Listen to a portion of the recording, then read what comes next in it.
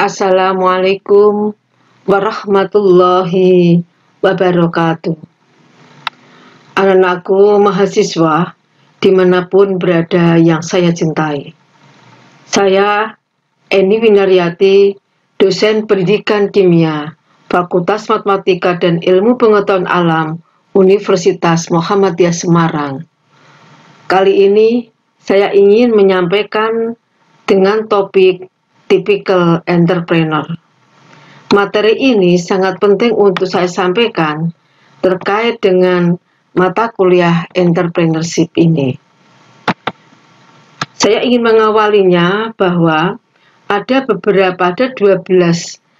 typical entrepreneur. Yang pertama adalah percaya diri.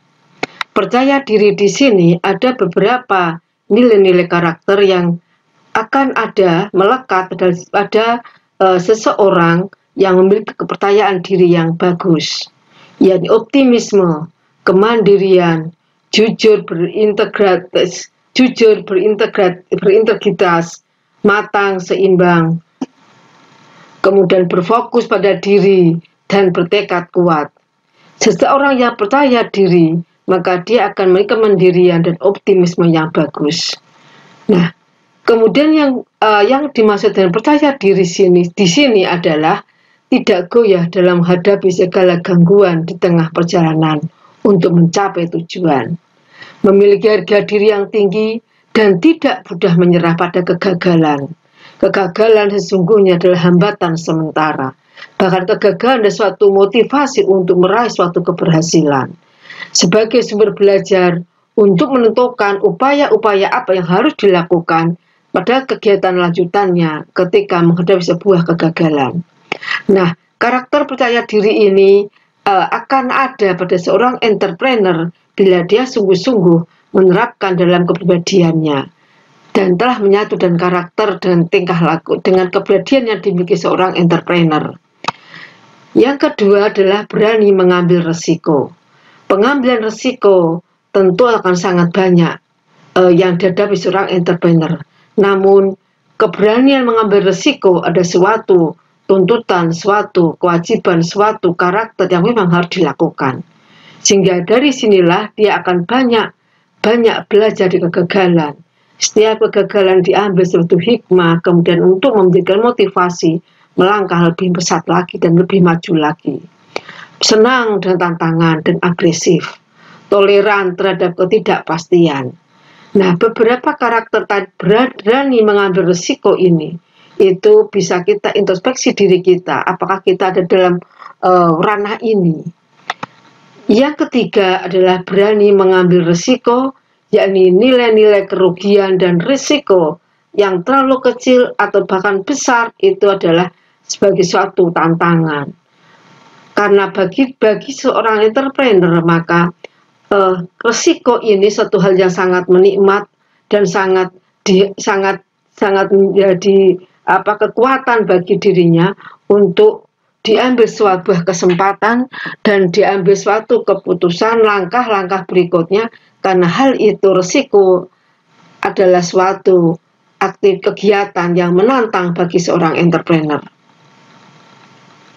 Dan akhirnya memunculkan tekad yang kuat untuk menghadapinya. Sehingga resiko itu dianggap hal yang sangat wajar dan realistis. Karena memang hidup di dunia itu manusia tidak akan lepas dari satu resiko yang akan dihadapi. Apalagi seorang entrepreneur yang penuh dengan dinamika kehidupannya dan aktivitasnya. Kemudian keempat adalah kreatif dan inovatif. Harus memiliki daya kreativitas yang tinggi.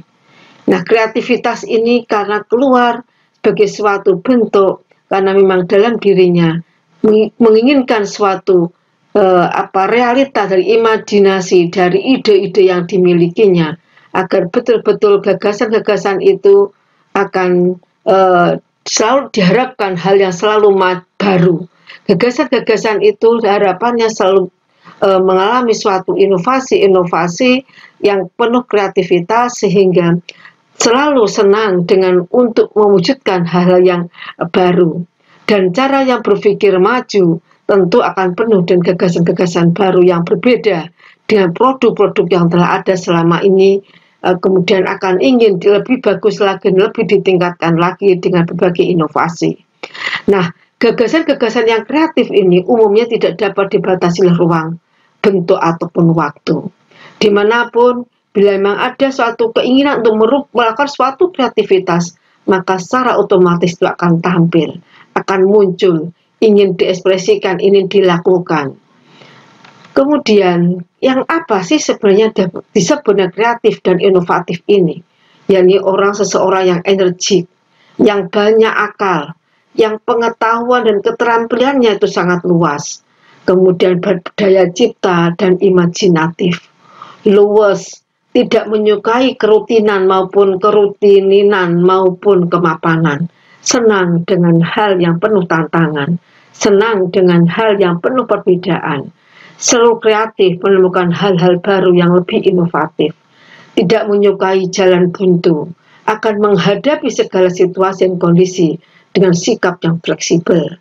Selalu berusaha menemukan sumber-sumber alternatif sesuai dengan dasar wawasannya yang luas. Nah, inilah beberapa karakter kreativitas dan inovatif tipikal seorang entrepreneur yang terkait dengan kreatif dan inovatif. Kemudian yang berikutnya, yang kelima adalah berorientasi tugas dan hasil. Butuh prestasi, tekun dan teliti, berorientasi pada sasaran, efektif dan produktif, berorientasi pada laba, memiliki ide gagasan, dan menentukan tindakan untuk mewujudkannya. Perhatiannya semata-mata tertuju pada hasil yang hendak dicapainya, dan selalu berusaha untuk mencapai sasaran yang telah ditetapkan. Sehingga disinilah dia selalu bekerja dengan target. Nah, ketika bekerja dengan target itu, kemudian dia akan berupaya untuk mengejar target itu, karena itu adalah bagian tugas dan menuju ke hasil yang ingin dicapainya. Dan yang keenam adalah kepemimpinan. Memiliki jiwa kepemimpinan yang tinggi, pengambil keputusan yang cepat dan sistematis, berinisiatif dan proaktif, dinamis, tanggap terhadap kritikan dan sasaran, kepribadian yang menarik dan mudah bergaul, kooperatif, bertanggung jawab, sadar, pengaruh, kekuasaan yang berorientasi pada layanan. Karena orientasinya adalah layanan, maka selalu memberikan suatu perhatian yang penuh, selalu berdampak pada ingin menyenangkan orang lain, ingin menyenangkan pada konsumen, ingin menyenangkan pada sasaran, sehingga akan memunculkan pelayanan-pelayanan yang terbaik, tanggung jawab, dan kooperatif. Dan inilah diantaranya terkait dengan kepemimpinan. Yang ketujuh adalah sadar arus waktu. Jadi ke arah mana sih sebenarnya masa depan itu ingin dia raih. Kemudian menjalani waktu itu dengan menggunakan kesempatan dan menghayati waktu itu dengan sebaik-baiknya. Setiap kesempatan maka ada sebuah peluang untuk diambil. Dan sekian kurun waktu itu adalah suatu hal yang harus diisi dengan sebaik-baiknya. Nah, di sini artinya bahwa akan ada efisiensi, ada karakter untuk memanfaatkan waktu yang efisien dan efektif. Sehingga selalu perspektif, selalu berdimensi pada masa depan. Nah, terkait dengan itu, tema-tema hal yang saya sampaikan di atas, ada tugas terkait dengan mengenal potensi ini, yakni menulis esai Siapa Aku. Maksudnya di sini adalah dipersilakan kalian membuat satu autobiografi Anda dalam bentuk esai Siapa Aku, yang mengungkapkan rangkaian peristiwa-peristiwa dan pengalaman hidup Anda sejak lahir hingga memenuhi di dunia dewasa saat ini. Nah, artinya apa? Dengan demikian Anda akan mengetahui sesungguhnya siapa sih aku. Kemudian yang kedua adalah mengenal potensi wirausaha, aku sebagai wirausahawan yang potensial. Setelah mengenal diri Anda sendiri melalui esai Siapa Aku, dan Anda telah mengenal karakter yang harus dimiliki oleh seorang wirausahawan yang potensial, maka Anda diminta untuk memproyeksikan diri Anda sesuai dengan karakter tersebut. Sampai sejauh mana karakter wirausaha wirausahawan potensial tersebut bersesuaian karakter yang Anda miliki. Buatlah penilaian pada metrik kesesuaian berikut. Beri tanda centang pada kesesuaian karakter yang Anda miliki dengan karakter wirausahawan potensial. Nah, silakan dalam tugas ini Anda kerjakan. Dari sinilah kemudian Anda akan tahu sesungguhnya Anda pada posisi yang di mana. Nah, kemudian berikutnya adalah menginventarisasi hobi atau keterampilan serta penggunaannya. Setiap orang pasti memiliki hobi. Namun belum tentu setiap orang itu menemukan hobi yang sejatinya. Karena apa? Karena belum digali. Belum ada asahan dari orang-orang sekitarnya sehingga belum tergali. Nah, diminta Anda menemukan apa sih sesungguhnya hobi Anda, keterampilan Anda itu, bagaimana Anda menggunakan hobi tersebut, serta hasil yang telah Anda peroleh dari menuliskannya pada metrik tersebut sehingga Anda menemukan sesungguhnya hobi saya adalah sesuatu yang saya harapkan ternyata akan baru muncul setelah Anda temukan dalam melalui metrik di atas. Ini adalah metriknya, keterampilan, hobi, penggunaannya, hasil yang telah diperoleh. Nah, disinilah Anda akan tahu dominasi apa sih aktivitas yang Anda lakukan itu. Kalau dominasinya itu pada bidang menulis, maka akan ketahui bahwa hobi Anda, passion Anda adalah terkait dengan tulis-menulis. Yang kedelapan adalah disiplin. Seorang wirausahawan itu memiliki kedisiplinan yang tinggi. Disiplin terhadap komitmen akan kualitas pekerjaan. Disiplin terhadap ketaatan wirausahawan dan komitmen itu selalu ditegakkan. Wirausahawan itu pasti dia akan muncul kedisiplinan terkait selain komitmen adalah dia menggunakan waktu yang sepenuhnya dengan sebaik-baiknya, ketepatan terhadap waktu, kualitas pekerjaan, sistem kerja dan sebagainya akan selalu muncul. Nah, ketepatan terhadap waktu dapat dibina dalam diri seseorang dengan berusaha menyelesaikan pekerjaan sesuai dengan waktu yang telah direncanakan. Sifat sering menunda pekerjaan dengan berbagai macam alasan adalah kendala yang dapat menghambat seseorang wirausahawan meraih keberhasilan. Kedisiplinan terhadap komitmen akan kualitas pekerjaan, dan hal tersebut akan dapat tercapai jika wirausahawan itu memiliki kedisiplinan yang tinggi terhadap sistem kerja yang telah ditetapkan. Ketaatan wirausahawan akan kesepakatan yang telah dibuatnya adalah contoh dari kedisiplinan akan kualitas pekerjaan dan sistem kerja. Dari kesepakatan itu sesungguhnya adalah komitmen pada apa yang harus dicapainya. Yang kesembilan, komitmen tinggi. Komitmen adalah kesepakatan mengenai sesuatu hal yang dibuat oleh seseorang, baik terhadap dirinya sendiri maupun orang lain. Harus memiliki komitmen yang jelas, terarah, dan bersifat progresif, berorientasi pada kemajuan. Yang selalu dikerjakan adalah berorientasi pada kemajuan, pada nilai yang terbaik. Komitmen terhadap dirinya sendiri dapat dibuat dengan identifikasi cita-cita, harapan-harapan, target yang direncanakan dalam hidupnya.